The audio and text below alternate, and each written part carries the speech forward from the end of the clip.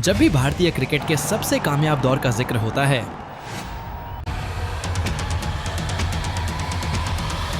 Camera हमेशा ट्रॉफियों पर टिक जाता है और नाम एक ही उभरता है, MS धोनी। लेकिन अगर मैं कहूं कि धोनी युग की सबसे बड़ी कहानी किसी फाइनल में नहीं, किसी कप में नहीं और किसी स्कोर कार्ड में भी नहीं छपी, तो चलिए फिर ट्रॉफियों से नजर हटाते हैं, उस दरवाजे के अंदर चलते हैं जहां फैसले प्रेस कॉन्फ्रेंस में नहीं बल्कि ड्रेसिंग रूम की खामोशी में लिए जाते थे, जहां बिना शोर के भारतीय क्रिकेट बदला जा रहा था। 2007 में जब धोनी कप्तान बने, टीम अंदर से टूटी हुई थी। सीनियर खिलाड़ियों और मैनेजमेंट के बीच भरोसा कम था। हर सीरीज के बाद किसी न किसी को जिम्मेदार ठहरा दिया जाता था। कप्तान बदलते, कोच बदलते और टीम का ढांचा कभी स्थिर नहीं रहता। टैलेंट था, दिशा नहीं। धोनी ने आते ही एक चीज लागू की, नियंत्रण। कम बातें, कम सफाई और साफ फैसले। टीम को जल्दी समझ आ गया कि अब कप्तानी भावनाओं पर नहीं चलेगी। धीरे धीरे हर खिलाड़ी की भूमिका स्पष्ट हुई। कौन कहाँ खेलेगा, किससे क्या उम्मीद है, ये सब बाहर नहीं, ड्रेसिंग रूम के अंदर तय होता था। भरोसा था, लेकिन सीमा भी तय थी। कोई मैच में बाहर नहीं होता था, लेकिन सिस्टम से बाहर होना मुश्किल नहीं था। 2007 का T20 वर्ल्ड कप इस सोच का पहला इम्तिहान था। नई टीम, युवा खिलाड़ी और उम्मीदें लगभग ना के बराबर। धोनी ने सीनियर जूनियर का फर्क मिटाया और भरोसा बढ़ाया। नतीजा, ट्रॉफी, और वहीं से साफ हो गया, भारतीय क्रिकेट अब एक नई दिशा में जा रहा है। इसके बाद टेस्ट क्रिकेट में स्थिरता आई। घरेलू सीरीज में भारत बेहद मजबूत हुआ और 2009 में पहली बार टेस्ट रैंकिंग में नंबर 1। पहली बार लगा कि भारतीय क्रिकेट सिर्फ टैलेंट से नहीं, एक सिस्टम से चल रहा है।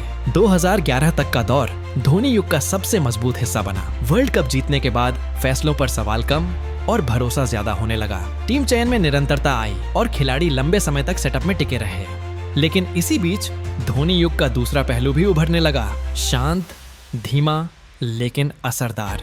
उस समय इस पर चर्चा कम हुई क्योंकि टीम जीत रही थी, और जब नतीजे आपके साथ हों, बदलाव अक्सर दिखते नहीं। 2013 तक चयन का तरीका बदल चुका था। अब रन और विकेट ही पैमाना नहीं थे।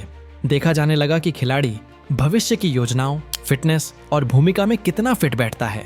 अचानक कुछ खिलाड़ियों को टीम में रहकर भी सुरक्षा महसूस नहीं होती थी। वजह फॉर्म नहीं थी, बल्कि वह नया ढांचा था जिसके बाहर जगह कम होती जा रही थी। यहीं कुछ बड़े नाम धीरे धीरे तस्वीर से बाहर होने लगे, बिना शोर, बिना औपचारिक विदाई। वीरेंद्र सहवाग इसका सबसे साफ उदाहरण। उनका खेल नहीं बदला था, लेकिन टीम की जरूरतें बदल चुकी थीं। युवराज सिंह की कहानी अलग थी, लेकिन मंजिल वही। वापसी हुई, मौके मिले, मगर टीम लंबे इंतजार के मूड में नहीं थी। इन फैसलों पर उस समय ज्यादा चर्चा इसलिए नहीं हुई क्योंकि टीम बदलाव के दरवाजे पर थी और भविष्य को प्राथमिकता दे रही थी। 2014 तक आते आते टेस्ट क्रिकेट में सीमाएं दिखने लगीं। विदेशी दौरों पर नतीजे नहीं आ रहे थे। दबाव बढ़ा, सवाल उठे, लेकिन धोनी वही रहे, कम बोलना, फैसलों पर टिके रहना। आखिर 2014 में उन्होंने टेस्ट क्रिकेट से खुद को अलग कर लिया। यह अचानक नहीं था, बल्कि उसी बदलाव का हिस्सा था। 2017 तक युवा खिलाड़ियों ने टीम का चेहरा बदल दिया था। कप्तानी का बोझ आगे बढ़ाया गया और धोनी ने बिना शोर के खुद को पीछे कर लिया।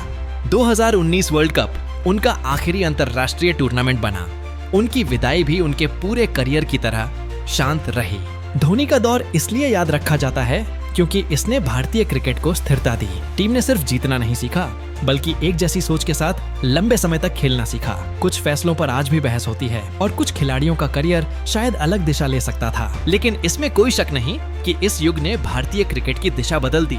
यह युग सिर्फ ट्रॉफियों का नहीं था, न ही सिर्फ शांत कप्तानी का। यह उन फैसलों का युग था जिन पर कम बात हुई, उन बदलावों का जो बिना शोर के हुए, और उस कप्तान का जिसने भारतीय क्रिकेट को भावनाओं से निकालकर सिस्टम में डाल दिया। और इसलिए धोनी युग को समझने के लिए सिर्फ स्कोर कार्ड देखना कभी काफी नहीं था।